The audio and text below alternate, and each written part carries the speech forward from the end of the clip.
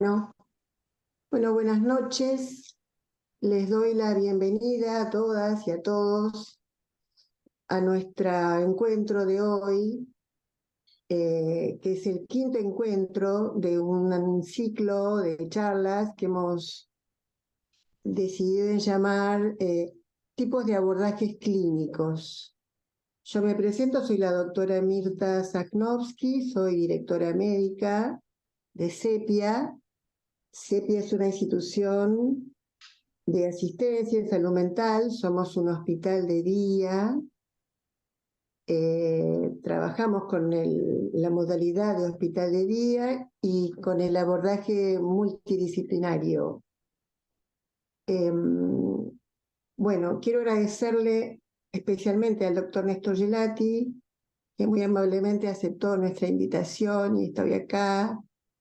eh, y nos interesa mucho escucharlo en esta temática de hoy, que es acerca de qué dice el psicoanálisis de las teorías de género. Eh, Asistimos a una época donde el sujeto de nuestro tiempo se presenta con nuevas formas de experimentar el cuerpo y la sexualidad. Entonces, frente a eso, nos pareció sumamente interesante convocar a Néstor, que es psicoanalista, es médico psiquiatra, y que es con quien vamos a charlar hoy. Bueno, Eli, la licenciada Listaco, lo va a presentar y nos va a decir cómo va a ser la dinámica de la charla. Así que, Eli, Bueno, muchas gracias. Buenas tardes a todas y a todos. La verdad estamos muy contentos de poder comenzar con este quinto encuentro. Eh, Le agradecemos mucho, como decía la doctora Sosnowski, al doctor Néstor Gelati por haber aceptado esta invitación. El doctor es psicoanalista, es miembro de la EOL, que es la Escuela de Orientación Lacaniana, también es miembro de la AMP, que es la Asociación Mundial de Psicoanálisis, y docente del Instituto Clínico de Buenos Aires. Muchas gracias por aceptar esta invitación. La idea es que el doctor pueda hacer una exposición que va a durar más o menos una hora y algo, y que después podamos abrir al intercambio, ya sea a través del chat o ya sea si alguien quiere abrir el micrófono, quiere poner cámara, eso de acuerdo a cómo cada uno se sienta más cómodo para que podamos participar después con preguntas y opiniones de la charla.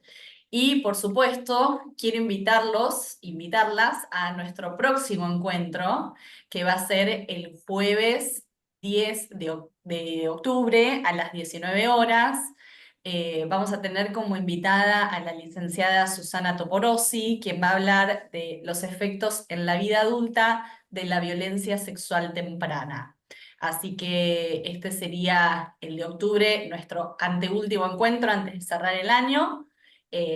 Los esperamos como siempre y también esperamos que nos puedan seguir en redes sociales, @sepiasalud en Instagram, y también estamos en Facebook para enterarse de todas nuestras actividades. Bueno, muchas gracias y avanti, que lo queremos acá todos escuchar al doctor. Bueno, buenas tardes. Bueno, gracias por la presentación y gracias por la invitación. Eh, bueno, a mí siempre me gusta la posibilidad de hablar del tema, que es un tema que yo elegí para hoy porque está muy vigente, muy presente. ¿Cómo se llama el título general de estas reuniones, Mirta, que lo mencionaste? Modos actuales de... Ah, estás muteada, estás muteada. Seguís muteada. tipo de abordajes clínicos, Néstor. Muy Se llama el bien. Claro, no, te pedía que lo recuerdes, porque la verdad es que para quienes nos dedicamos a la clínica, esto es de la mayor importancia, porque compete directamente a la clínica de hoy. Todas hay una enorme cantidad de consultas si hay una transformación del discurso, sobre todo por parte de los adolescentes, que cuando hacen su consulta e introducen la cuestión sexual, a veces como primer motivo de consulta, cuando uno los escucha, cuando uno recoge eso como datos primeros de la consulta, el discurso que se utiliza es lo que yo llamaría el discurso de género. Hablan en términos de género. Esto es una transformación que se ha producido no en poco tiempo, pero de todas maneras es radical, muy importante, y yo dije no en poco tiempo, pero tampoco en mucho tiempo, digamos. Lo que yo llamo así genéricamente el discurso de género está presente en casi todos los ámbitos sociales nuestros, en particular en nuestra sociedad, porque en realidad en el mundo hay otras sociedades y hay otras donde esto también se manifiesta, otras donde no, y donde la cuestión de la sexualidad tiene un lugar diferente. Pero entre nosotros está presente en el habla, en la escritura, en las leyes, ¿no? Cuando un ministro empieza a hablar en términos de que no está de acuerdo con el discurso de género, sino que la sexualidad está determinada por la biología, cuando se lo rebate, fundamentalmente se lo rebate desde la perspectiva de los derechos. Acá hay leyes que definen un derecho, el derecho a la identidad de género. Ahora vamos a ver cómo se accede a esa identidad. Y entonces cuando alguien rechaza o niega eso, está directamente atacando lo que es un derecho establecido. Por ejemplo, por dar un ejemplo recién, en la educación, ¿no? En la cultura misma ha habido una transformación fundamental, que como dijo Mirta de entrada, se tiene que ver con la sexualidad de hoy. Como yo quiero hablar, voy a hablar más que quiero, desde la perspectiva del psicoanálisis y como psicoanalista, me parece importante indicar de que hay una diferencia, hay teóricos de género, gente realmente que ha hecho una verdadera investigación, una obra, y ha dado los fundamentos para pensar la cuestión de género. Judith Butler es quizás el nombre más conocido y al mismo tiempo más relevante en ese sentido. Pero lo que ocurre es que cuando ese discurso se banaliza y ya está en voces menos autorizadas por su conocimiento, por su estudio, por su experiencia, etc. Entonces, como dije recién, se banaliza y se distorsiona. Eso es lo que yo creo que ocurre con el psicoanálisis. Al psicoanálisis se le hace decir lo que nunca dijo, ni lo que dirá, y se lo ataca porque se lo considera como formando parte de o determinado por lo que se ha dado a llamar un discurso hegemónico, que es el patriarcal, que es heterosexual, que apunta al binarismo, hay dos sexos, que considera la sexualidad con un fin supremo que sería la reproducción de la especie, etc. Bueno, entonces se supone, o suponen, o quieren suponer, de que el psicoanálisis, así como otras manifestaciones dentro de la cultura, aparece determinado por ese discurso hegemónico. Entonces se pone todo dentro de la misma bolsa y se lo pretende perimido, nocivo y donde es necesario superar esa perspectiva. Bueno, como decía, hay gente relevante, gente que ha estudiado e investigado y que hace referencias al psicoanálisis legítimas, ¿no? Pero a mí me parece importante resaltar de que en esto que yo dije, o yo llamé banalización, es necesario que desde el psicoanálisis haya una respuesta en distintos medios o de diversas maneras. Por ejemplo, ¿no? Doy un ejemplo solo. El psicoanálisis es la primera revolución sexual del siglo XX. Yo diría de que démosle la categoría que merece. La perspectiva de género quiere ser una segunda revolución sexual. La primera revolución sexual del psicoanálisis lo conocemos porque es nuestra profesión o porque ya está inserto en la cultura misma. Bueno, la sexualidad infantil, que surge con Freud. Las perversiones como parte de la sexualidad humana. La presencia de el carácter perverso de la sexualidad que se manifiesta no solamente como perversión, sino también en los síntomas, en distintas manifestaciones.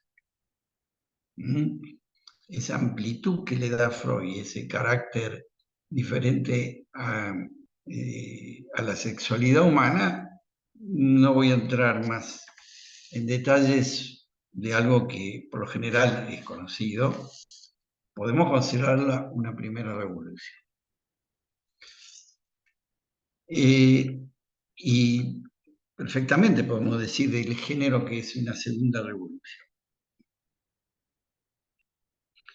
Lo que yo quería decir es que contra la distorsión de lo que el psicoanálisis inaugura, a veces se ignora de que, por ejemplo, el tema de la homosexualidad estaba perfectamente presente en Freud como una posibilidad de desarrollo sexual o de manifestación sexual que podía ser tan posible o tan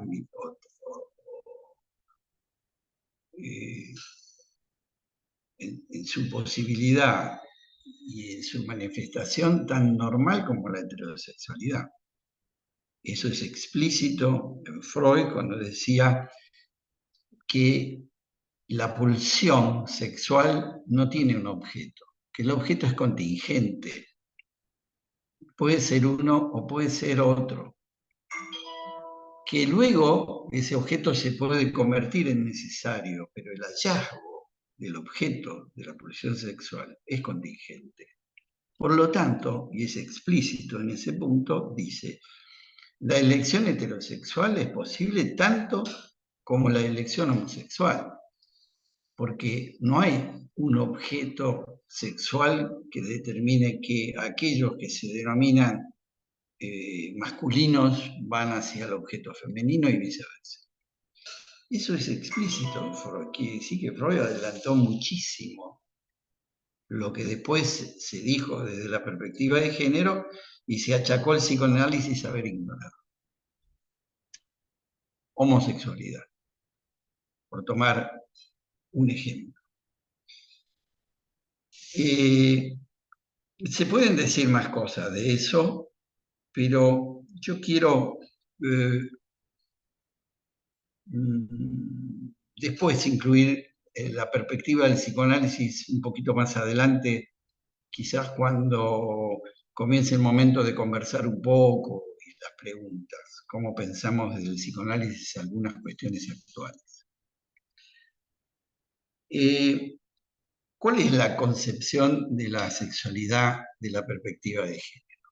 hay una definición que proviene precisamente de Judith Butler que dice, el sexo es performativo. ¿Qué quiere decir? Me equivoco cuando digo el sexo. El género es performativo. ¿Qué quiere decir que es performativo? Parte de una doctrina que proviene de la lingüística, de Austin, que decía que existían verbos performativos que al ser enunciados constituyen el acto que enuncian. Bueno, para ser más claros, él da un ejemplo clásico inicial, que es cuando alguien dice yo juro. El acto de jurar se produce con la enunciación misma del verbo jurar.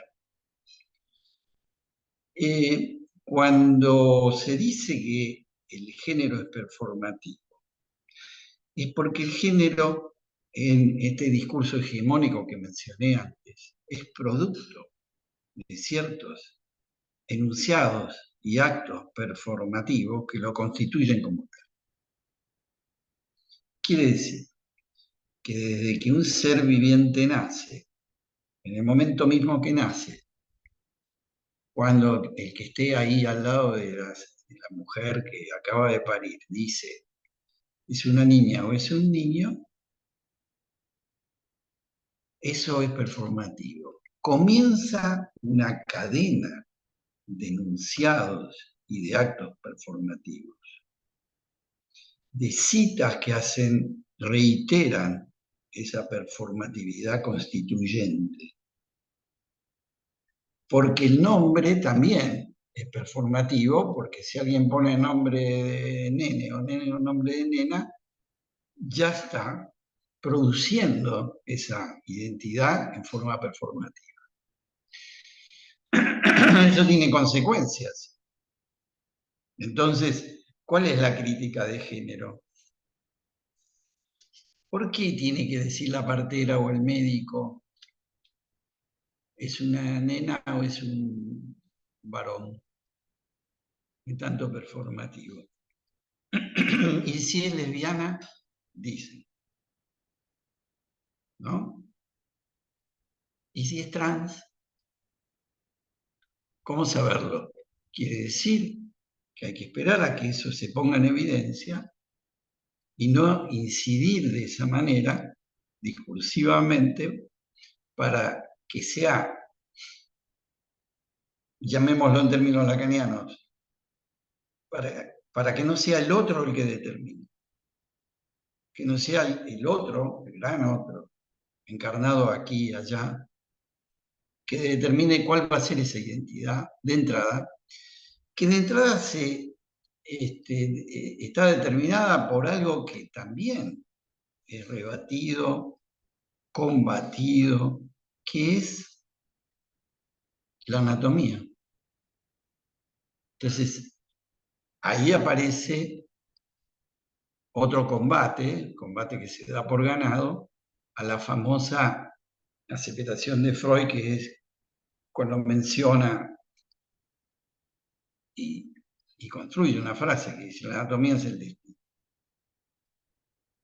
Entonces, la anatomía seguro que no es el destino. Por lo tanto, toda presunción de una determinada identidad de género que tenga que ver, que parta de la anatomía, puede ser perfectamente falsa. Digo, desde la perspectiva que estoy tratando de desarrollar ante ustedes. Dejé en el punto de la cadena de citas, la cadena de actos performativos que continúan con los colores con que se va a vestir, el rosa y el celeste. Bueno, ahora todo eso se ha vuelto mucho más laxo, pero no hace demasiado tiempo que eso era muy rígido. Entonces las niñas iban de rosa y los niños de celeste. El jardín, la vestimenta con que se va al jardín, el baño de niñas, el baño de niños, ¿no? Y innumerable cantidad de lo que se considera desde esa perspectiva actos performativos, determinaciones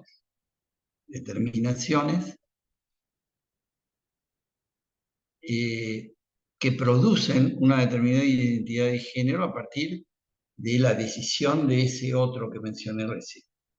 Eso toma un nombre, que es la asignación. El género como algo asignado, se le asigna.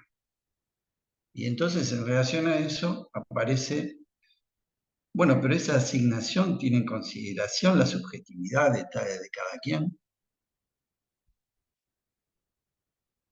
No la tiene.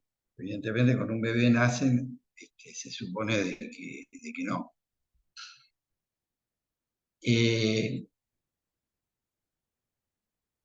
Bueno, ¿cuál es el término de uso común hoy que se utiliza y que yo pondría en oposición a la cuestión esta que se da en llamar la asignación de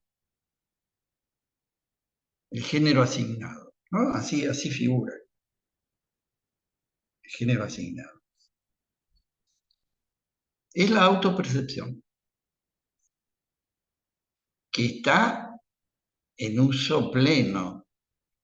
¿Cómo te autopercibís vos? También tiene ribetes cómicos. Ustedes vieron todo el lío que se armó con la boxeadora olímpica de origen argelino, que es hombre, que es mujer, que es hombre, que es mujer, por la cantidad enorme de hormonas en juego, etcétera, etcétera. Entonces, el chiste es que Mike Tyson, que fue un boxeador campeón en la década de 80 y un poco 90,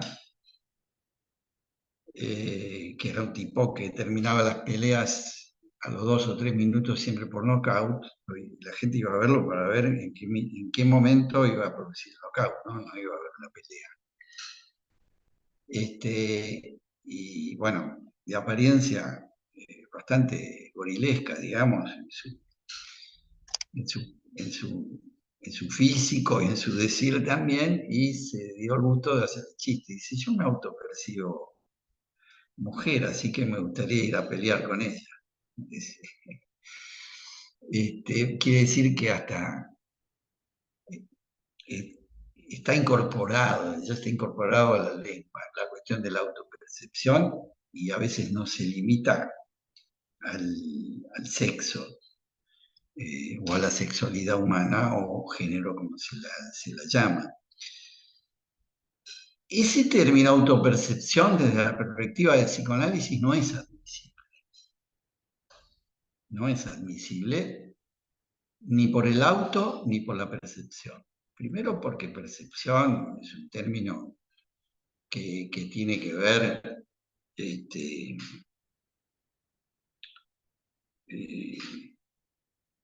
con lo perceptual, con los órganos perceptuales. ¿Cómo percibe fulano, cómo ve o cómo oye, etcétera? ¿No? Pero además lo auto es yo me percibo, ¿no? Tal cosa. Y el psicoanálisis, al menos desde Lacan, porque hay una psicología del yo, al menos desde Lacan, introdujo el factor de desconocimiento por parte del yo. El yo como un lugar de desconocimiento, no de conocimiento. Es decir, cuando nuestros pacientes vienen con un discurso que llamamos yoico, a decir cómo son, ¿no? Bueno, eso siempre uno lo pone entre comillas como el discurso yoico del paciente y veremos,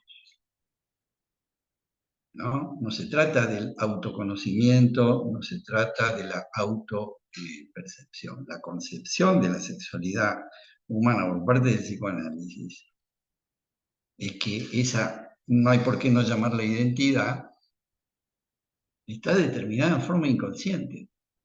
inclusive la elección misma es inconsciente. Es decir, lo que se produce cuando no se está en el psicoanálisis es que se elimina de cuajo la perspectiva del inconsciente. No se concibe que esa determinación pueda ser inconsciente. Quiere decir que las identificaciones mismas que incidieron, la posición misma y la elección que hace cada quien de su posición sexuada, llamémosla así, no está determinada por ningún yo, por ninguna conciencia. Sí hay una asunción de cada quien, pero el concepto mismo de asunción de la posición sexual incluye el término de asunción inconsciente. Quiere decir, esto se puede demostrar, pero aparte lo que muestra es que hay un punto absolutamente incompatible.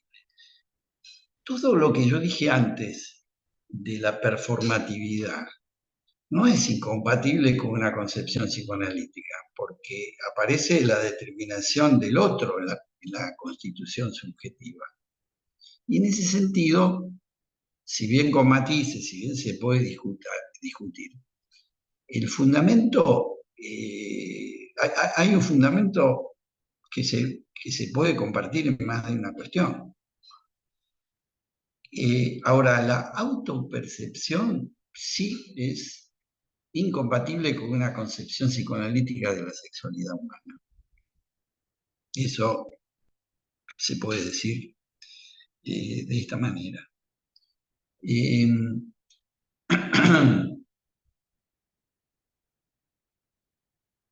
La autopercepción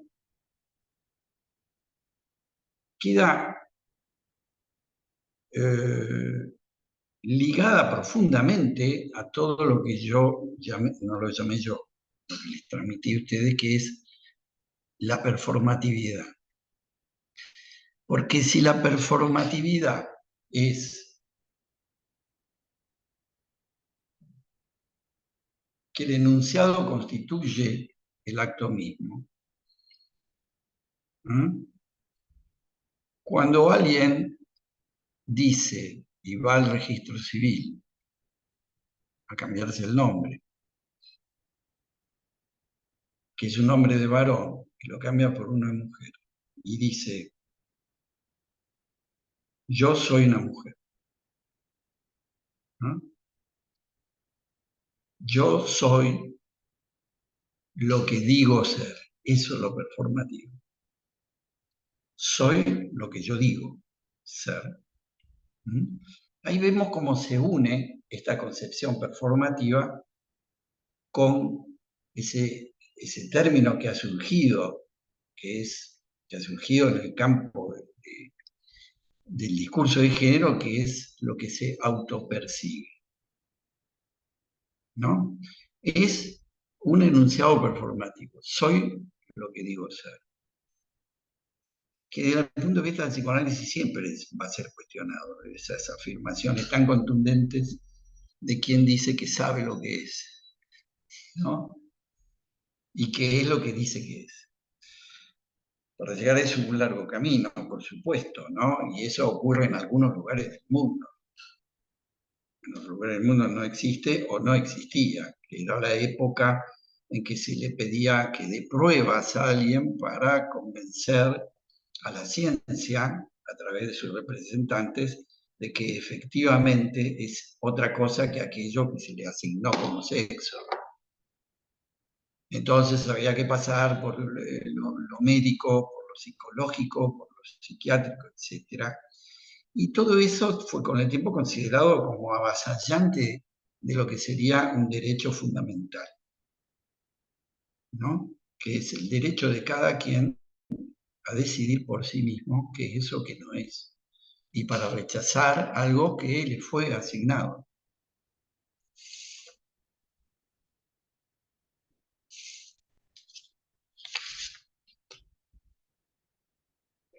Bien. De lo que se llamaría género en general con sus distintas manifestaciones, y ustedes saben, porque esto ya es una cosa muy conocida, empezó a aparecer, a multiplicarse la posibilidad de distintos géneros.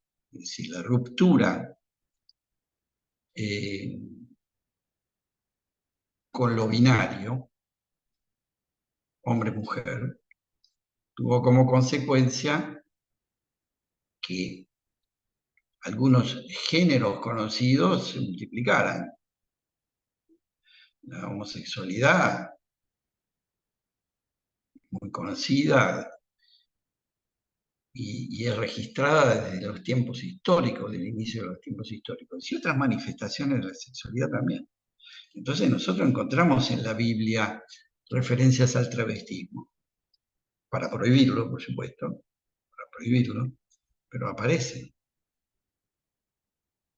el lesbianismo, etcétera, etcétera. Lo que yo creo que no apareció y que tiene un surgimiento relativamente reciente es todo lo que es lo trans, con una manifestación fundamental que es el transexualismo. No todos coinciden, ¿eh? Es decir, hay colegas que dicen, no, esto yo lo encuentro en los mitos. Sí, bueno, está bien. Hay una mitología que habla de las transformaciones de hombre-mujer, mujer-hombre, etcétera, sí, pero bueno, eso pertenece al plano de las construcciones míticas, o de las construcciones del orden de lo fantasioso.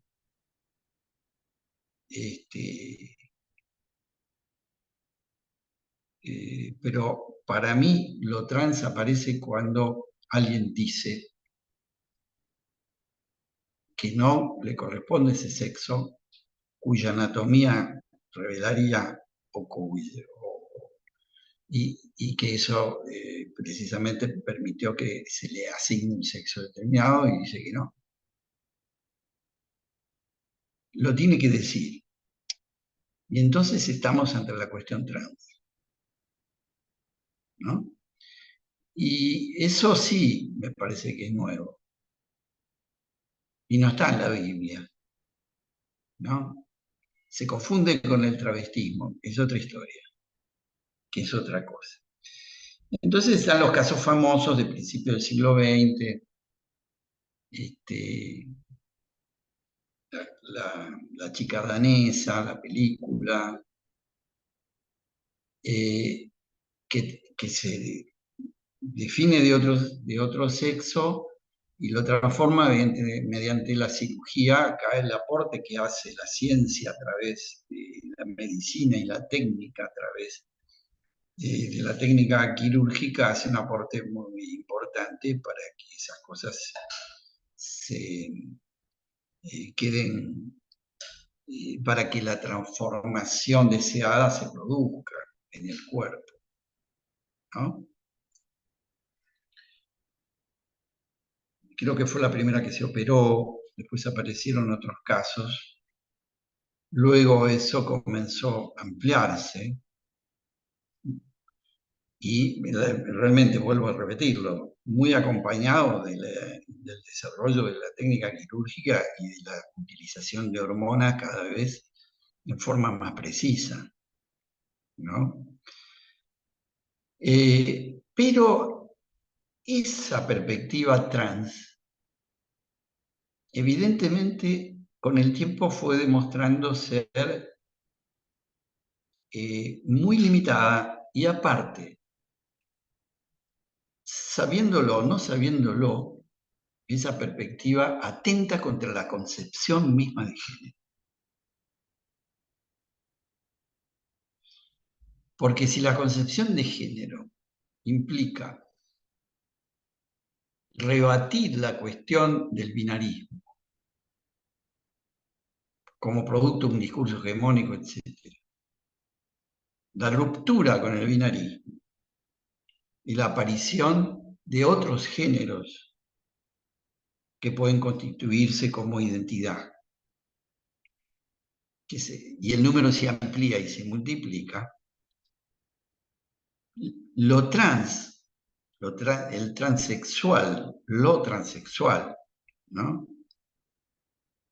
Cuando implica actuar sobre el cuerpo para transformarlo en el cuerpo del otro sexo, aunque sea parcialmente, que no sea totalmente. Bueno, esa es una perspectiva binaria, lo diga quien lo diga. Es binaria. Cuerpo de hombre en cuerpo de mujer en cuerpo de mujer. No hay otros cuerpos. No hay, vamos a inventar un cuerpo diferente. Quiere decir de que aquello que se rebate sale por la puerta, pero entra por la ventana.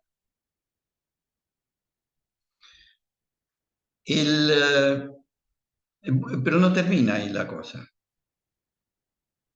No termina ahí. Precisamente yo creo, aunque no haya sido dicho tan explícitamente, aunque creo que sí, que se dijo explícitamente, precisamente porque hay una contradicción flagrante entre reivindicar la perspectiva de género y al mismo tiempo concebir la transformación del cuerpo en otro cuerpo desde una perspectiva claramente binaria.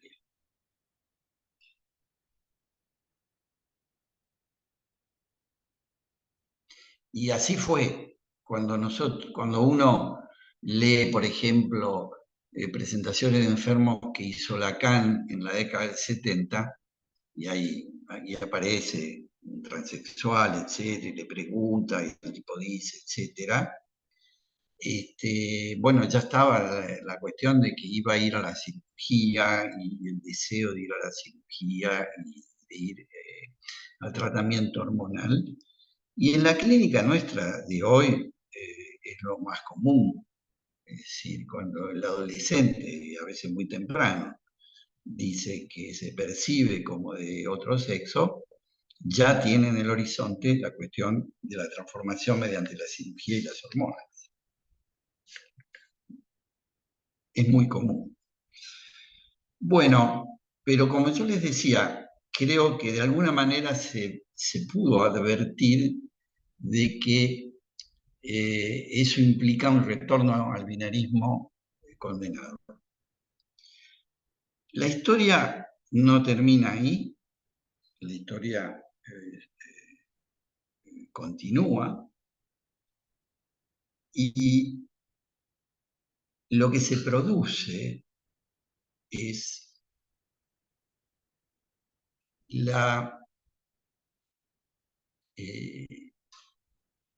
llevar al extremo la consideración como algo a rebatir plenamente de eso que se dio en llamar a partir de Freud la anatomía del destino. Entonces, no solamente la anatomía no es el destino, hay una concepción del cuerpo, y por eso es tan interesante e importante la cuestión de lo trans. Hay una concepción del cuerpo, que no es la concepción del cuerpo de la anatomía y de la medicina, que tampoco es la concepción del cuerpo del psicoanálisis.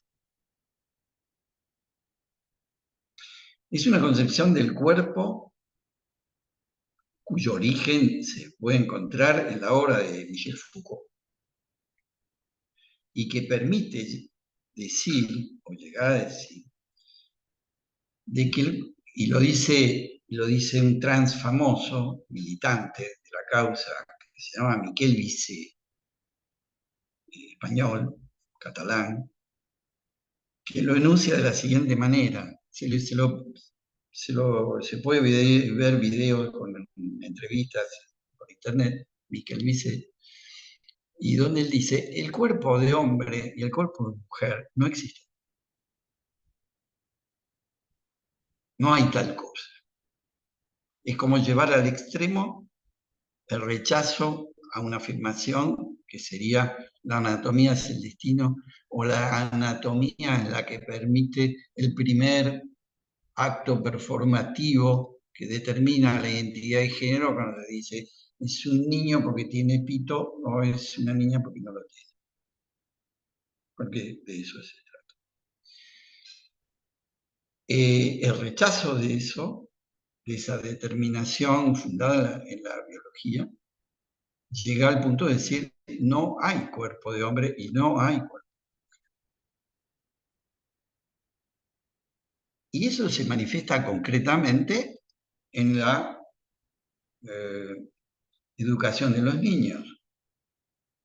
El niño, por ahí vamos a hablar un poquito de eso, el niño llamado trans,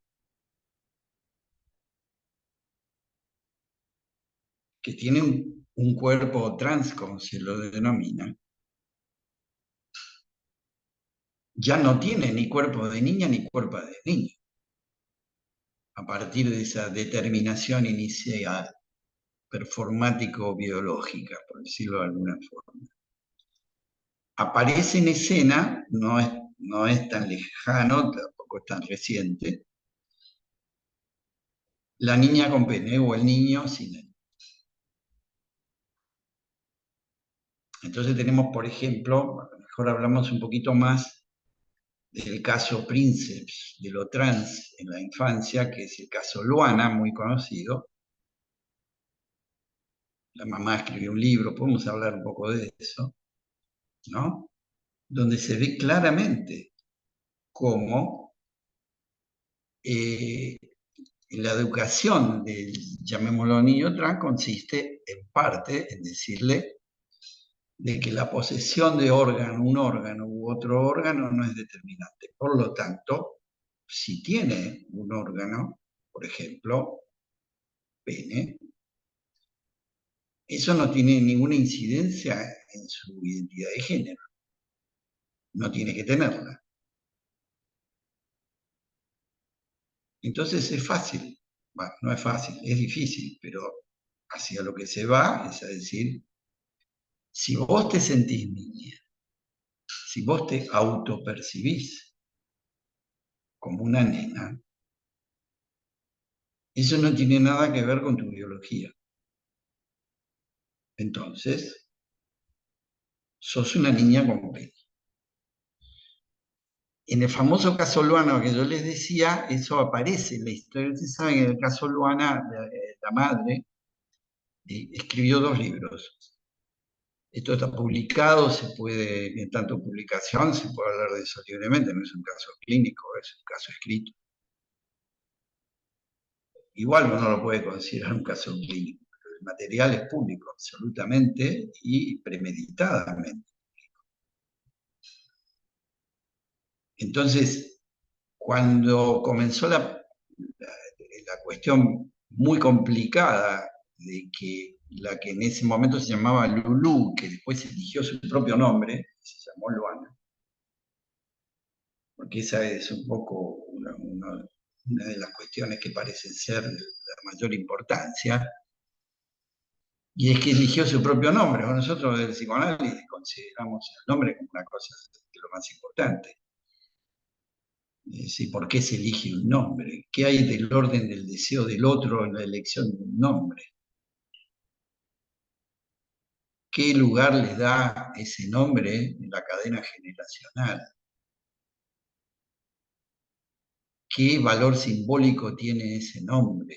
Todas esas preguntas que vienen del psicoanálisis, pero ahí ni bolilla. Lo fundamental es que así como se autopercibe, así como elige su género, también puede elegir su nombre. ¿Cuál te gusta? Eso es una novedad.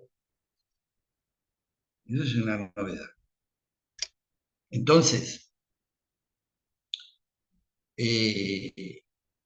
cuando estaba en plena conflictiva y no se terminaba de resolver toda ese malestar inaudito que tenía ese niño con respecto a su identidad, con respecto a su cuerpo, etc., ya se escuchaba por la radio, porque ahí en el caso hay una tía que intervino un par de veces de manera decisiva, orientando a la madre para decirle a dónde conviene que fuera a consultar, y, ¿no? Entonces hay una escena donde aparece la tía haciéndoles escuchar un video o ver un video de un niño estadounidense que decía públicamente, enunciaba, soy una niña y tengo pene. Quiere decir que esto tiene sus años. Tiene sus años. Pero nos damos cuenta fácilmente que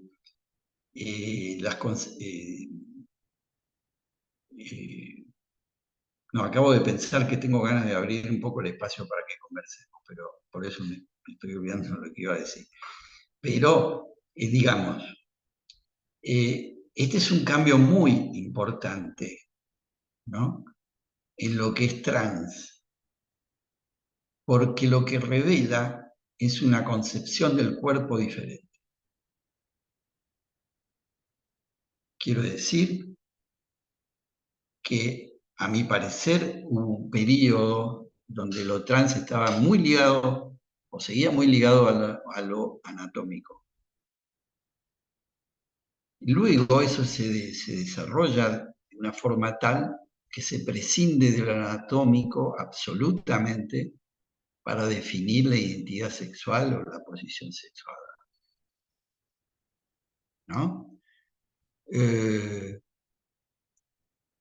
Bueno, lo cual tiene a veces manifestaciones muy claras y muy contundentes. Mire, son 8:05, yo tengo mucha curiosidad de saber, que hagan comentarios, preguntas, lo que sea, y conversamos un poco. Si nadie quiere decir absolutamente nada, yo todavía tengo speech acá, puedo seguir. Pero, a ver, escucho.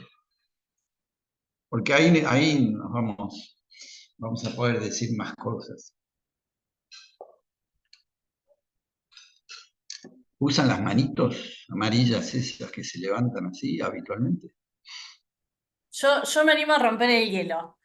Dale, Eh, dale, dale. Yo me quedé pensando mucho en esto de la autopercepción. ¿Por qué para el psicoanálisis no entramos en ese terreno? Porque, si bien entiendo a lo que te referís respecto a la presentación que cada sujeto puede tener en relación a su identidad, ¿no? A algo más del orden del discurso yoico, bueno.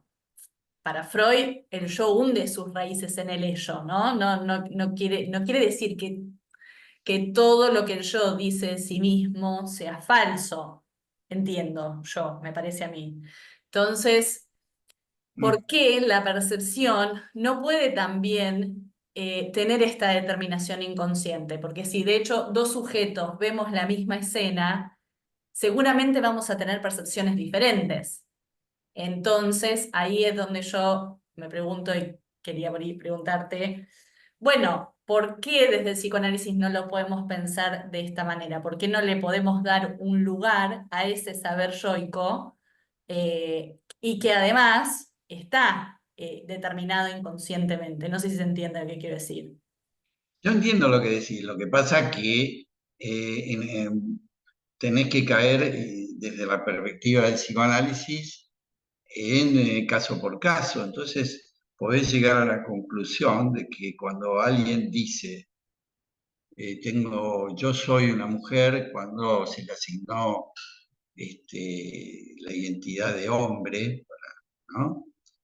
Y eso se va verificando y legitimando a través del tiempo, de que esa afirmación, por más yoica que sea, se consolida, se define, se mantiene, se afirma, ¿no? Pero puede haber otros casos donde absolutamente no sea así. Quiere decir que la cuestión de la autopercepción no puede ser el fundamento mismo de la identidad de género. Como si en todos los casos, por el solo hecho de que yo lo enuncio, entonces soy eso que digo ser. Porque cuando eso se traslada al campo propio de la vida, de la sociedad y de la ley, ¿no? La ley sí valida eso. Y entonces, si vos vas y decís que sos un hombre, la ley te lo valida por el solo hecho de lo que se hace. Con cierta sabiduría, no te permite más que modificarlo una vez, ¿no? Y ahí hay una sabiduría en la construcción de la ley misma, porque advierte de que si hay uno que empieza a cambiar de género, como de camiseta, como quien dice, entonces algo le pasa. La perspectiva de género permite que alguien diga de que no tiene ninguna identidad. Y que si la tiene es transitoria y la va cambiando. Entonces es algo fluido, ¿no? Entonces lo que parece que es la identidad sexuada, el ser parlante como un ser parlante y sexuado, desde el psicoanálisis, ¿no? Vos tomaste la perspectiva más claramente freudiana, que me parece muy bien, bueno, el que desconfía del yo en tanto engañoso es Lacan, digamos. No, eso no lo dice Freud. No, Freud habla del yo como el yo que decide, como el yo que tiene contacto con la realidad, como que toma las decisiones, etc. Esta concepción del yo que traje es lacaniana, indudablemente, indudablemente. Pero de todas maneras, a mí me parece válido decir que el fundamento no puede ser de la posición sexuada, puede ser puramente el enunciado mismo, donde cada quien dice lo que es. Después, ¿qué es lo que pasa con la ley? Bueno, con esa aclaración que hice, ¿no? Dice, bueno, no te dejan ir no, pero cambié, ahora soy otra cosa, ¿no? No sé si responde.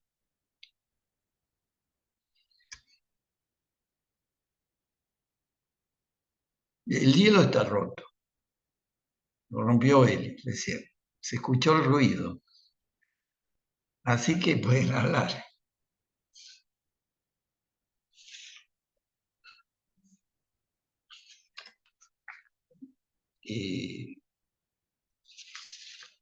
Bien, yo sigo un poco más mientras alguien se larga con el hielo también. Bueno, el caso que yo traje, que mencioné, no es un caso que se ha traído, a mí me parece del mayor interés porque eso también es algo que contradice toda una concepción de la sexualidad, que tiene sus momentos constitutivos y que esos momentos se producen a lo largo de una vida, donde existe una infancia, existe una pubertad, etc. ¿Por qué la que se va a auto llamar a sí misma Loana parece haber dicho por primera vez yo nena, yo princesa, que esa parece ser la frase, a los 20 meses? O sea, muy chiquita, ni siquiera había cumplido 2 años. Ese par de significantes, yo nena, yo princesa, deben haber sido, eso no lo dice la madre, Gabriela Mancilla, seguramente porque, bueno, no lo dijo, pero seguramente no debe haber sido tan claro. Esto como el Fordá freudiano, ¿no? Donde el nietito de Freud no dijo Ford y da, sino que utilizó un par de sonidos que interpretados por el adulto quedaron caracterizados en términos de Ford y da, etcétera, etcétera. Y luego viene todo el desarrollo de Freud y cómo eso lo retoma Lacan, etc. Pero no importa, quedó traducido de esa manera en términos de yo nena, yo princesa. Hay un despliegue sintomático muy importante. Insistió la futura Luana, insistió tanto que se golpeaba la cabeza contra la pared, se arrancaba los pelos, si no se la llamaba con nombre femenino, ¿no? Y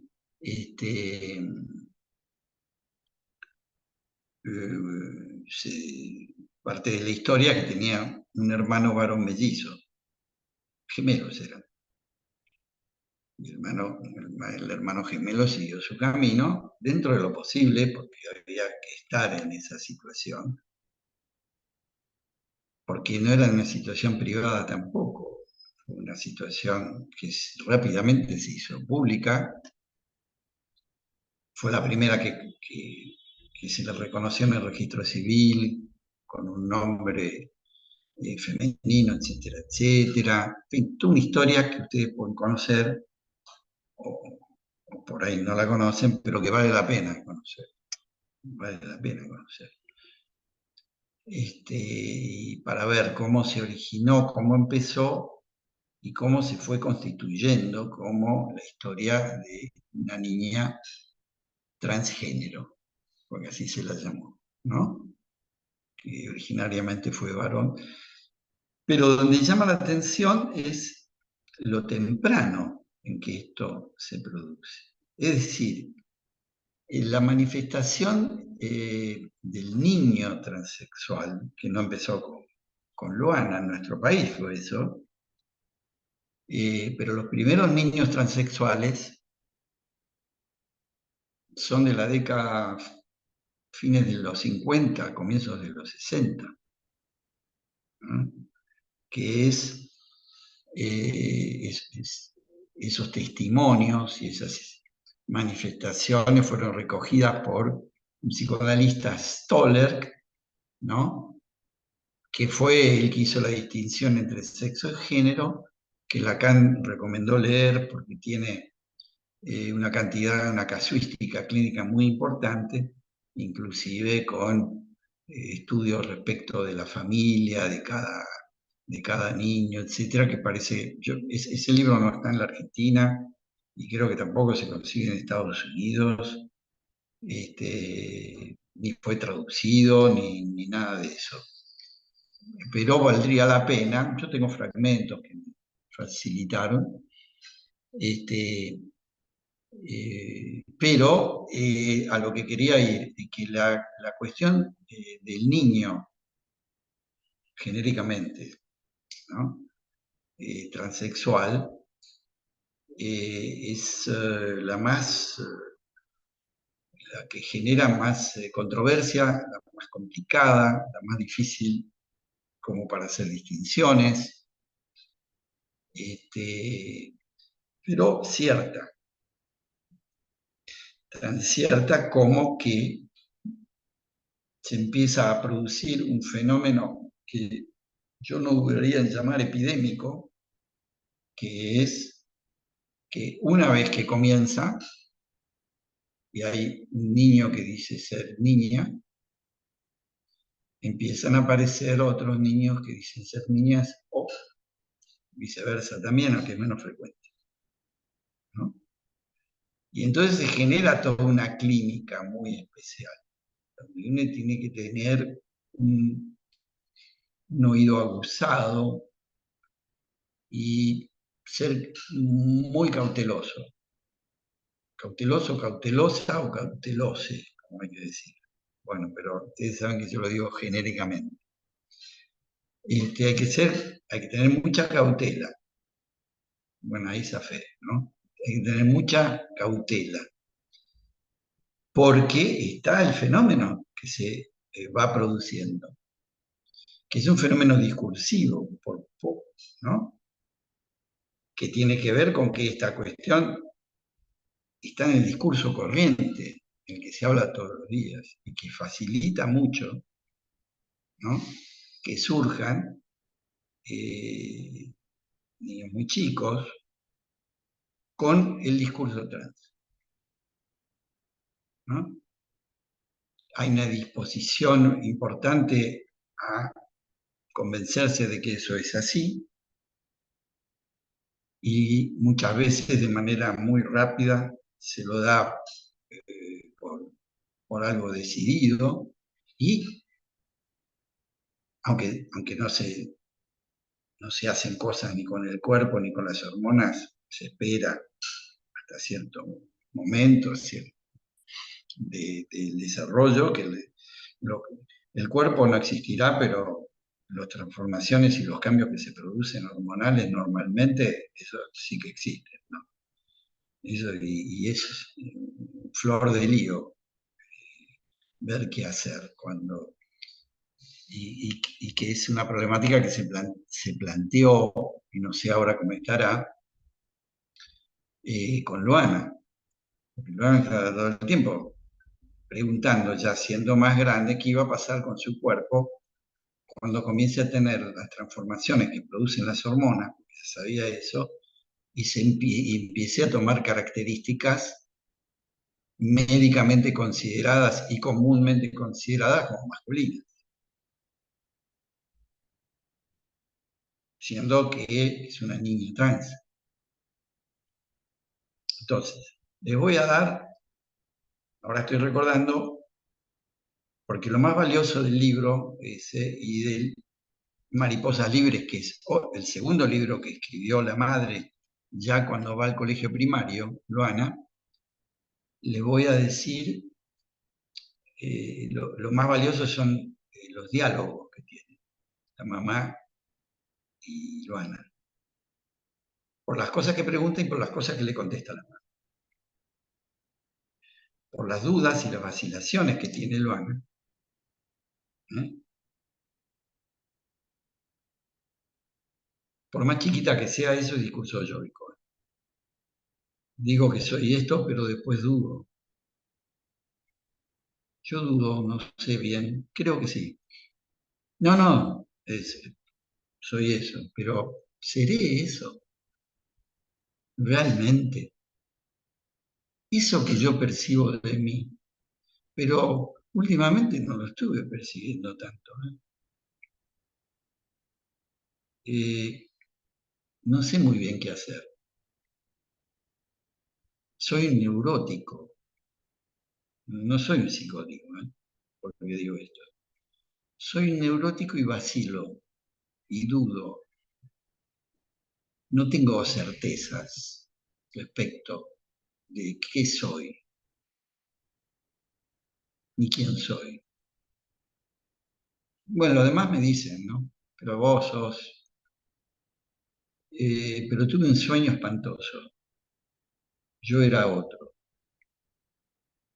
Estoy inventando un poco, pero es para hacer mover un poco la cuestión de que yo soy lo que digo. Porque la posición neurótica es más bien esa. No es la posición de la certeza. No vamos por el mundo sostenidos en nuestras certezas. Se llega a momentos de certeza, pero son momentos claves que se pueden ubicar. Pero la vida neurótica no es una vida llena de certezas, es una vida llena de incertidumbres y de dudas. Te lo digo ahora, mira, no, lo puedo armar en este momento. Una continuación de la respuesta a la pregunta que hizo Eli. Pero te estoy haciendo una caracterización de lo que yo entendería de Lacan como el yo, y como un lugar que no solamente engañoso, sino como un lugar que no es el lugar de la certeza. Bien. Entonces, esos diálogos que Luana tiene con la madre son diálogos llenos de incertidumbres y de dudas y de vacilaciones y de preocupaciones y de angustia. Nunca hubo un psicoanalista ahí, ¿no? Psicólogos, este, lo otro, pero psicoanalistas todo el mundo, ¿no? Levantan la mano, soy psicoanalista y con eso alcanza. Sin embargo, no se puede decir que cada quien que dice que es psicoanalista sea psicoanalista, porque un psicoanalista es el que alberga la incertidumbre y la duda del sujeto que tiene delante. No es el que considera de que si lo dijo es eso. Entonces, la madre de Luana, que no es ninguna loca, porque ese es otro pecado psicoanalítico, cuando alguien tiene un discurso diferente ya de psicótico, ¿viste? Como no tiene el discurso común, entonces, bueno, eso, los que durante mucho tiempo dijeron transexualismo psicosis o la madre de Luana es psicótica es porque son ignorantes. Así nomás. No es un diagnóstico, es una ignorancia absoluta. Unidad a prejuicio, ¿no? Entonces vos juntas ignorancia y prejuicio y tienes un desastre. Bueno, desde el lado del psicoanálisis. Pero desde el lado de la teoría de género, tenía 3 años, no sé si llegaba a tener 4, Luana le dice a la madre, señala su cuerpo, ya que estamos hablando de la importancia del cuerpo y la concepción del cuerpo, ¿eh? Le dice, ¿y esto qué es? Y se señala los testículos.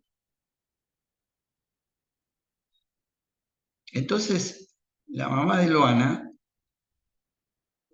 no sabe bien, porque quiere decirle los testículos son órganos que sirven para producir algo que después sirve para que si lo unís con lo que producen la mujer, en fin, la historia que conocemos de la reproducción. No, duda y dice que no es lo que corresponde decir. Y le dice, eso se llama testículo. Y van a servir para cuando vos seas grande, te construyan una vagina, si vos querés. El si vos querés es muy importante, porque el si vos querés forma parte de la autopercepción. Forma parte del vos decidís y será lo que tú digas. ¿No? Para juntar un poquito lo que venimos hablando. Entonces le dice eso, termina ese diálogo hoy. Es impactante porque rápidamente dice, la mujer está loca, ¿cómo le va a decir eso? A un niñito, niñita, ¿no? No, no está loca. Lo que hizo es aprender, incorporar hasta las últimas consecuencias el discurso de género, que dice de que no hay cuerpo de hombre ni cuerpo de mujer. Y que esos testículos no indican nada, salvo que sirvan para otra cosa.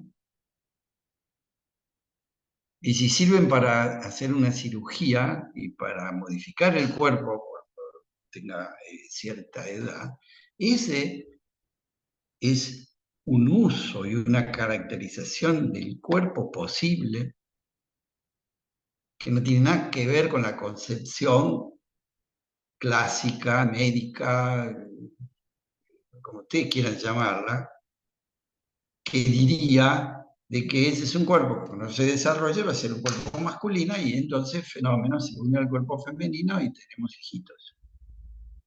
porque eso es discurso hegemónico, patriarcal, dominante, heterosexual, etcétera, etcétera.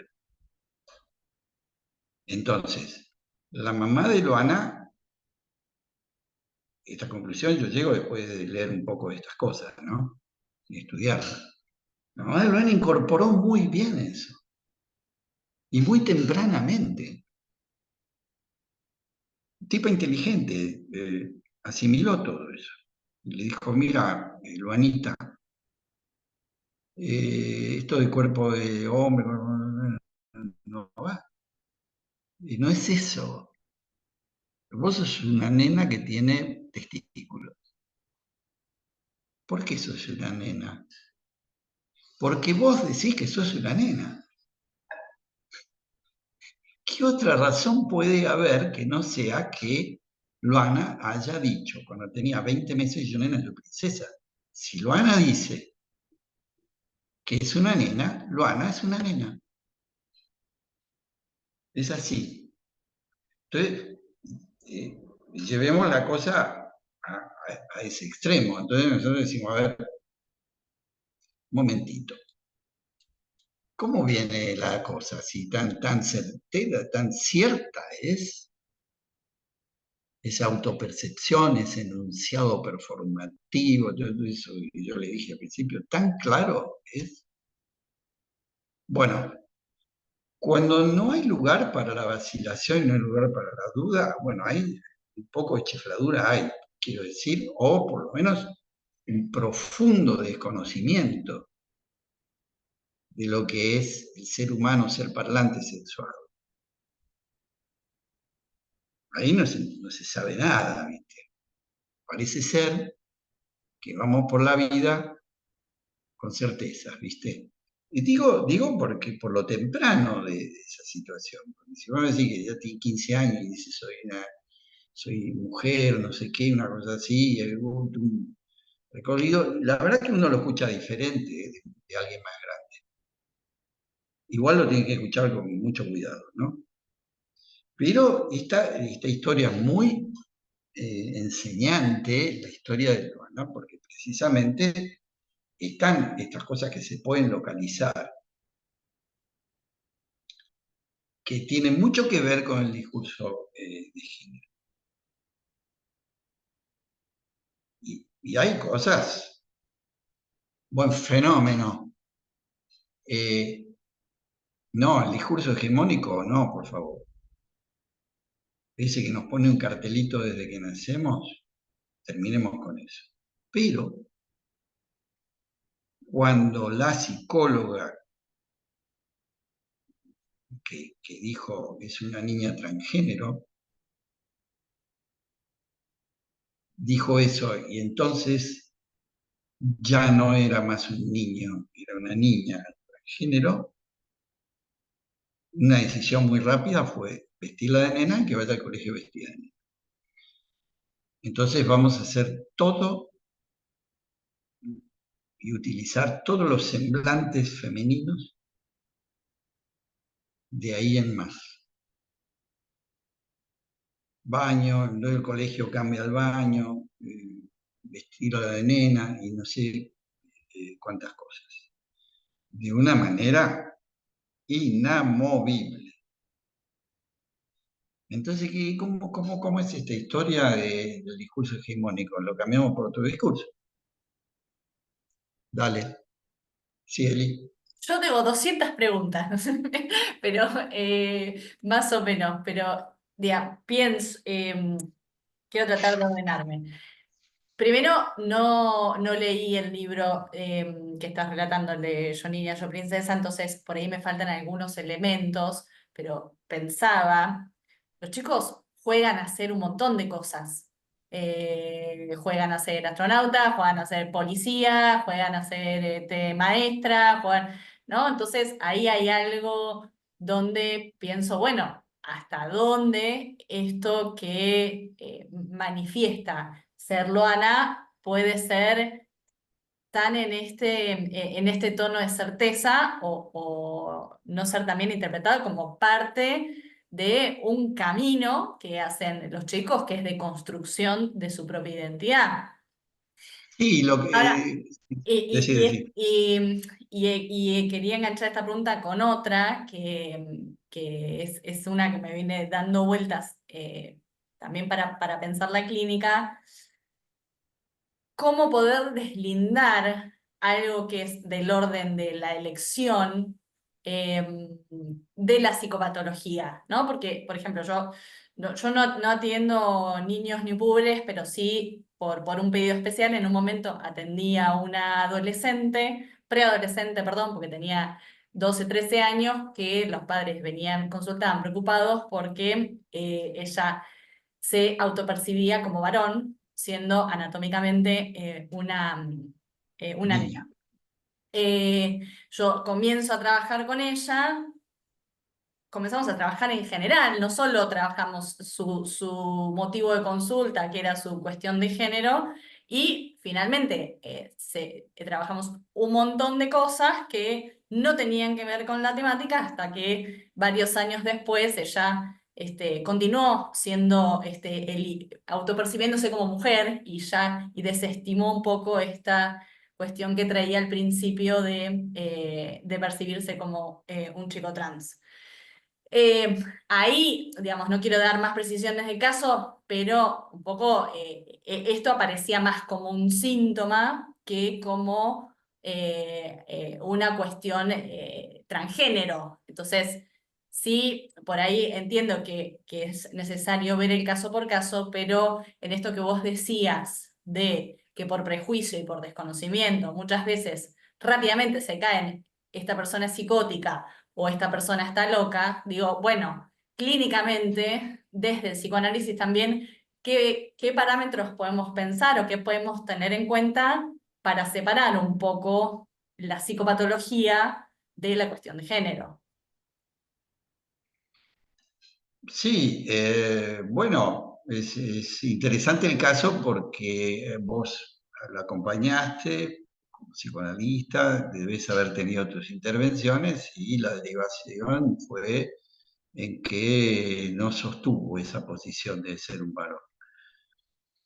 Pero hace falta tiempo, hace falta escucha, hace falta que haya un espacio que dé la posibilidad de que ella misma se cuestione o no se cuestione, etcétera, etcétera. Y esa es una posición del analista que es antitética con la que queda fijada los enunciados de la niña en este caso. Porque si seguimos la lógica que yo desarrollé, ¿no? Que a mí me parece que es la lógica que está en el fundamento de la posición de género, van detrás del enunciado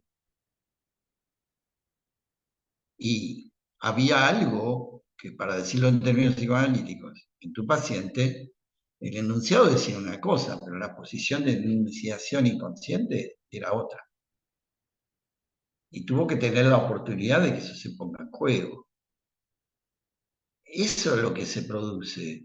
Y nadie dijo, no, no, eso es un cuento chino, eso es psicosis, eso es... No, no, no.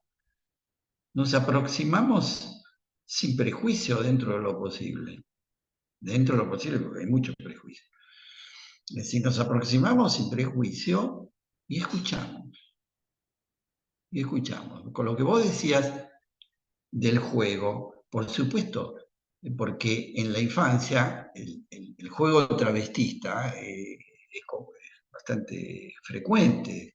Se visten del otro sexo, se sacan, se ponen con el hermano y se cambian la ropa, etc. Hay que ver el devenir de eso, porque no estoy diciendo, ah, no, como es un juego entonces, no, no. Es claro que sí un juego, pero uno no puede determinar a partir del juego el futuro y decir, ya está, tenemos un trance en casa. No, hay que ver qué carácter darle a ese juego. Hay que ver cómo responde a las intervenciones del analista. Hay que ver si a partir de ciertas intervenciones surge una pregunta, hay que ver si eso se va consolidando en el tiempo y de qué manera, porque yo tengo que ser una paciente homosexual lesbiana, que de chica le encantaba vestirse de varón, pero nunca dijo que era un varón. Luego no pasó demasiado tiempo para que se consolidara su posición sexual en términos de lesbiana, que no excluía la posibilidad de estar sexualmente con hombres, bueno, pero no importa. Ella finalmente no era una mujer madura, pero quiero decir que se consolidó en una posición lesbiana. Y de chica le gustaba vestirse de hombre. Bueno, le gustaba vestirse de hombre y el devenir fue en el sentido de ser lesbiana, no de ser hombre. Quiere decir que el juego travestista no indica nada de manera estereotipada. En cada caso será. Y la verdad es que hay que realmente hay que darse tiempo. Hay que darse tiempo y darle tiempo al infantil sujeto, como decía Freud, que decía el infantil sujeto. Y eso es lo que me parece que, por ejemplo, en el caso de Luana, no, bueno, parece que Luana rompía todo, se golpeaba la cabeza, estaba muy sintomática la nena. Bueno, pero lo que sucedió es que cuando se la diagnosticó, se la ubicó como niña transgénero y se la empezó a vestir de nena, no hubo ningún alivio, hubo un agravamiento sintomático. Y esa lectura la podés hacer como psicoanalista. Si sos un obcecado que estás con género, qué sé yo, todo es, siendo la posición del terapeuta, digamos, no ves nada, no escuchas nada. Es decir, vamos para ahí, y etcétera, ¿no? Pero si vos sos psicoanalista y vos seguís el camino que la autopercepción indica en ese niño o niña, y ves que hay un agravamiento sintomático, ¿no? Te tenés que hacer una pregunta y decir, a ver, se está tirando más de los pelos, se está golpeando más la cabeza contra la pared.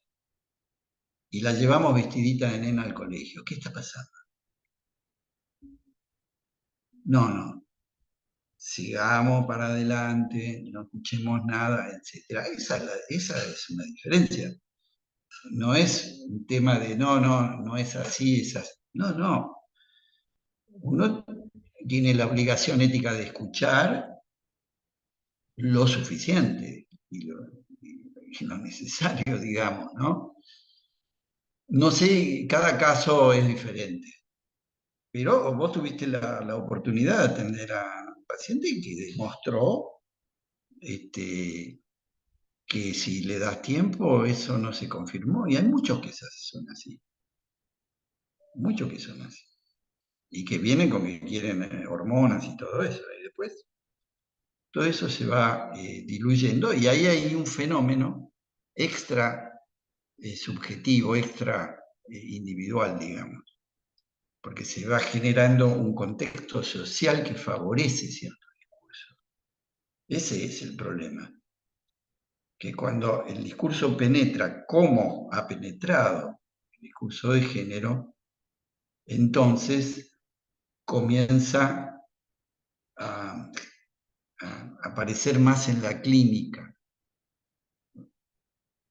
Entonces, genera problemas porque aparece más en la clínica, entonces si sos un obcecado vas a ver siempre lo mismo.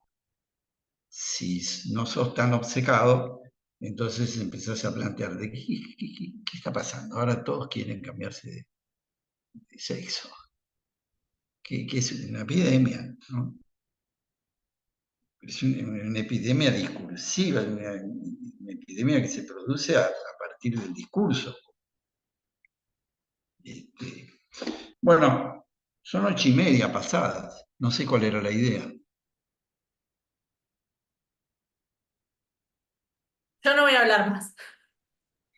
No, bueno, tenés como, ¿cuántas? 1000 preguntas más, dijiste. Bueno, no creo que nos dé el tiempo para tantas preguntas. Bueno, yo igual te agradezco mucho las preguntas y que no fueron solo preguntas, sino aporte tuyo, porque permitió desplegar cosas, ¿viste? Porque uno puede bla bla, tener un discurso preparado, pero es a partir de esta interlocución que se pueden ir desplegando cuestiones. Así que, muy bien, te agradezco. Yo lo que me quedé pensando, Néstor, muy interesante la charla, es el desafío que es para todos nosotros, ¿no? Los que estamos en salud mental, estar a la altura de la subjetividad De de la, todas estas cosas, yo ¿no? nunca mejor aplicado esa frase de Lacan. Sí, sí, sí, sí. Y yo creo que sí, que es así como vos decís, muy importante, muy importante. Hay que seguir un poco preguntándose, Mm, pero escuchando mucho. sí, sí, sí. Para mí es eso lo decisivo, ¿no? Yo no sé Yo si hay quisiera hacer alguien más. un Ah, comentario, no sé si se puede. ¿Qué dijiste? Hola, ¿me escucha? Perdón. Ah, sí, sí, Flor, sí. ¿Se me escucha? Sí, te ¿Qué escucho. tal, Sí, Néstor? Bueno, bien, quería hacer un comentario y después quizás una pregunta. Con respecto al caso de Joana, y me sumo a la recomendación de leer el libro Caminos de Princesa y a Mariposas Libres, y también hay una película, si quieren verla, que también sí, trata lo que sería el primer libro.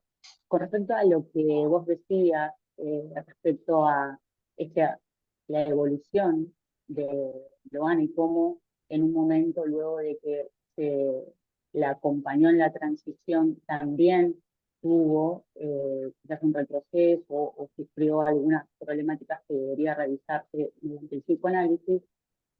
Yo recuerdo de la lectura del libro, y lo hago a tono de comentario, que si bien ella manifiesta eh, que quería ser tratada como nena a casi los 2 años, fue un proceso muy largo en términos de la vida de las niñas y de la madre que tuvo que llevar adelante todo eso, porque Loana fue la primer niña en el mundo a los 5 años en la provincia de Buenos Aires en recibir el documento que traía el nombre que ella había elegido. Eso es una cuestión a nivel mundial en el que nos enseña que Argentina es pionera en esas sí, cuestiones sí, y que es muy sí, sí. importante seguir trabajando en ello, ¿no?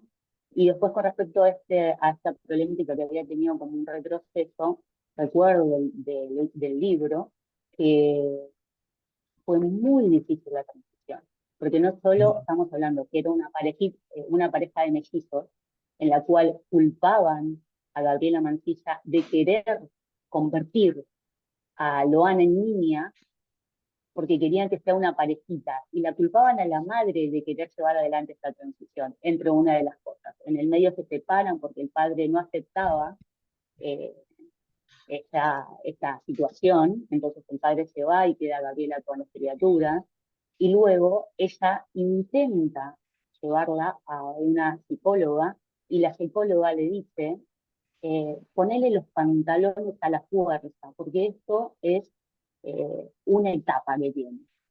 Cortale el pelo a la fuerza, no permitas que doblegue tu voluntad, ¿no? Y entonces se ve todo eso y a la vez que sale de ahí, consigue la nueva psicóloga que es Valeria, que es la que ayuda en el proceso de transición, también hay, para el momento en el que esto se efectuaba, si bien hay muchos avances en la Argentina, también hay resistencia. La niña era considerada y tratada como tal en la casa, pero una vez que salía al hospital, la llamaban por el nombre del DNI porque no tenía. Eso hacía que ella preguntase por qué me llaman por este nombre si no lo es. Las médicas, todo el personal de salud la seguía tratando con el nombre masculino.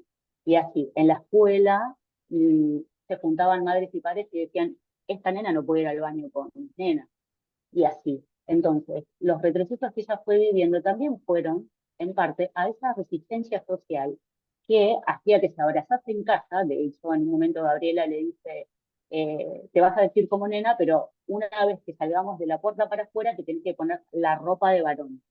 Y así. Y ella incluso cuando quería comprarle una muñeca, porque lo van a elegir una muñeca, en los kioscos le decían, ¿por qué le compraste eso? Se vale un auto. Y así. Es una suma de eventos que se dan todo el día, todo el tiempo, que también generan en la niña, entiendo, retrocesos y que va a poder tener problemáticas que deberían tratarse mediante un profesional que comprenda tal situación. Eso como para establecer de que no solo es una autodeterminación del género, sino que también esto implica que en este mundo, que es tan binario, se apliquen muchas resistencias que la persona también se puede ver deteriorada en su ser, en sus sentimientos, en todo lo que quiere llevar adelante. Eso por un lado, ¿no?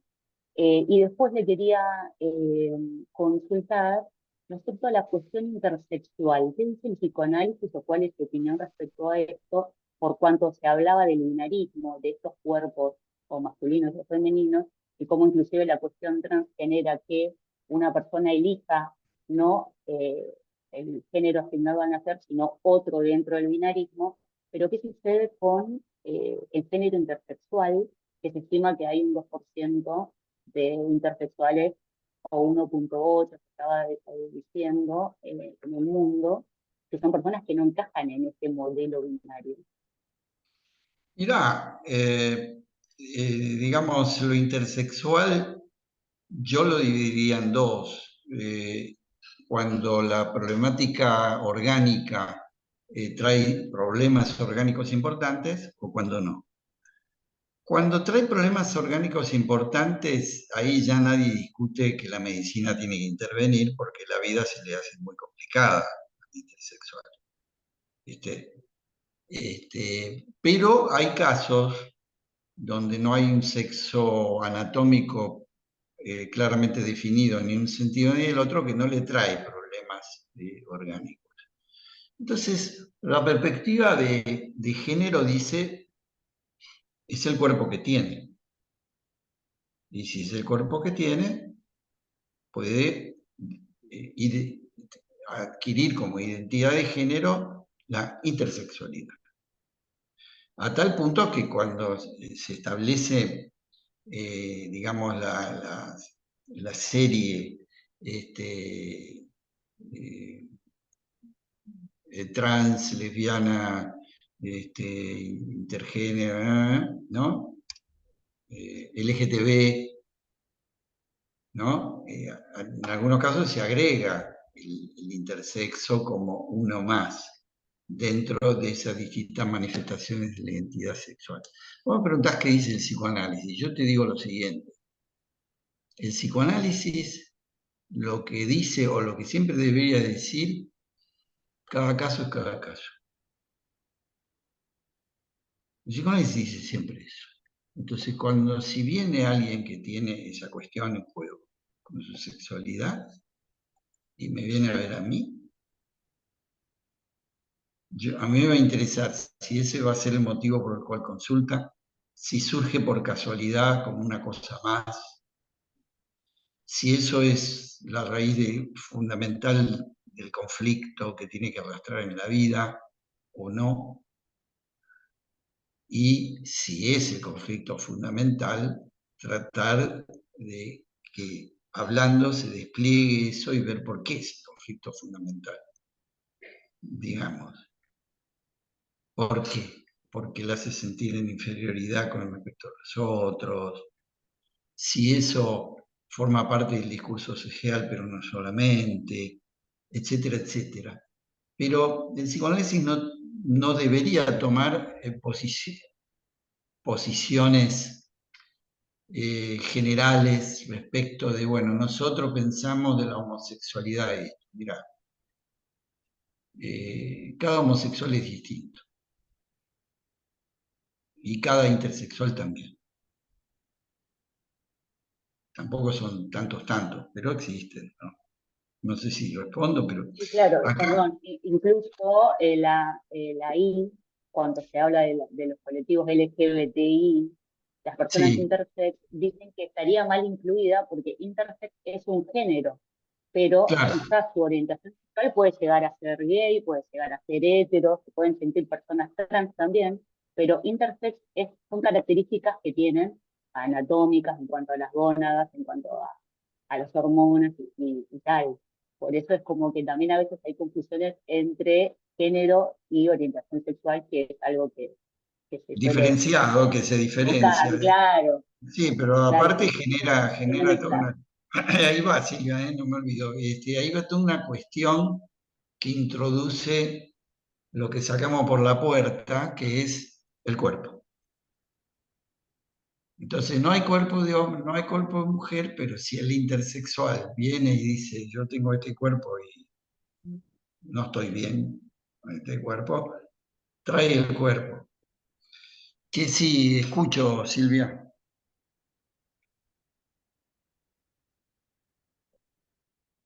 Me parece que estás muteada. Sí, tenés que desmutearte. Sí, lo que pasa es que anda lento el celular. Ah, Eh, claro. Quedaba muy interesante también todo lo que va desplegando y también surge, por lo menos a mí, supongo que a muchas personas, tanto como profesionales de la salud mental y como no también, el tema de la elección de objeto de amor, digamos, ¿no? Con tantas diversidades, la problemática que se presenta a nosotros para poder entender bien de qué se trata y para quienes están en estas diversidades, poder explicarlos, porque así como decía esto de la ley, de, bueno, está bien, cambia una vez, pero no cambies todo el tiempo, porque por ley vas a cambiar una sola vez el DNI y ya está, no te vas a andar cambiando a cada rato. Pero por el otro lado también en la elección de objeto de amor sí se escucha que va variando, ¿no? Y eso también es difícil entender.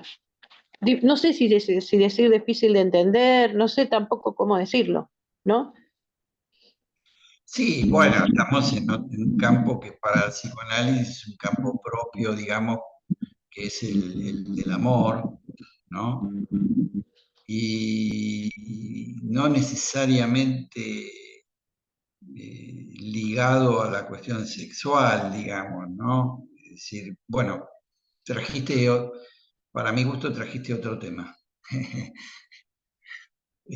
Trajiste otro tema para pensar la cuestión de, no solamente de la identidad sexual y la elección de objeto, como mencionaron antes, sino, hay el amor, y sí,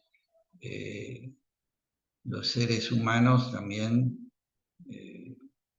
están ligados por el amor.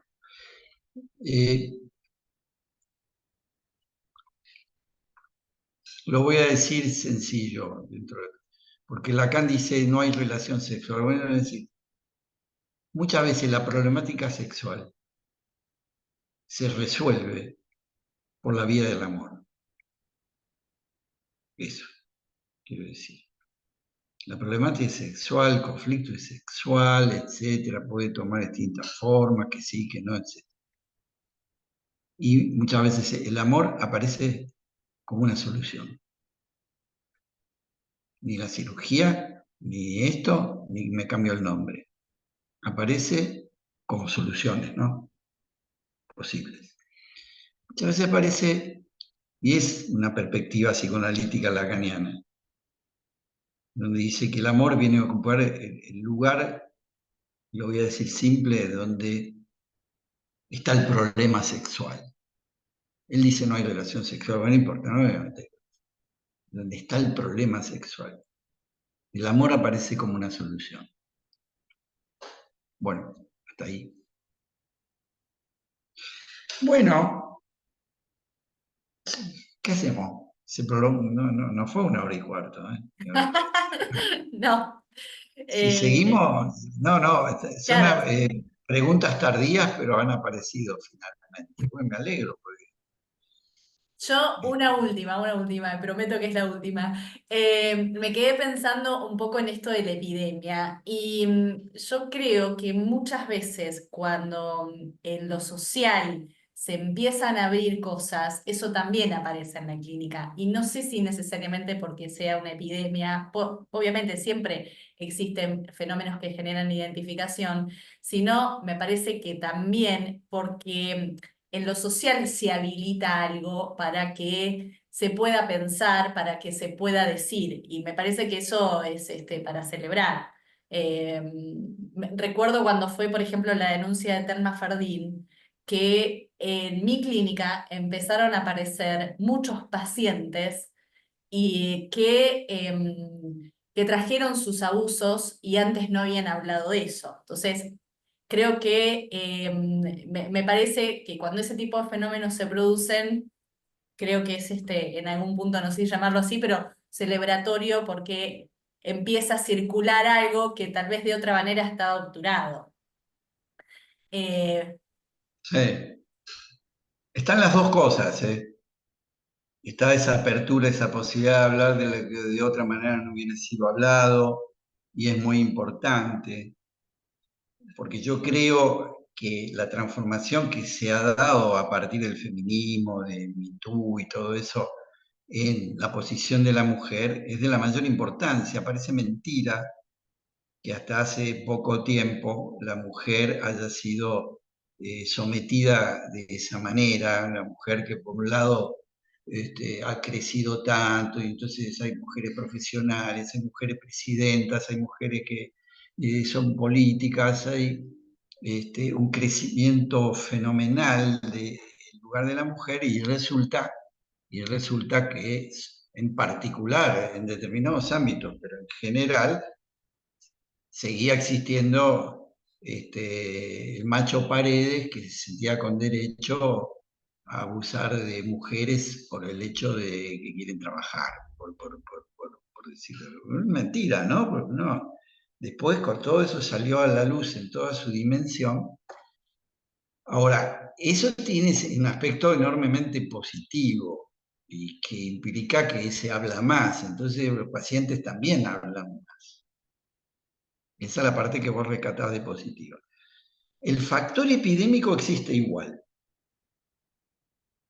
El factor epidémico, ¿qué quiero decir con eso? Que ahora resulta que todos tienen su abuso en la vida. Y el que no tiene abuso se siente mal, no sé. ¿Viste? Entonces empieza a aparecer en el discurso no algo que se recuerda, es algo eh, como necesario en la vida de cada quien. La cuestión, por decirlo de una forma, ¿no?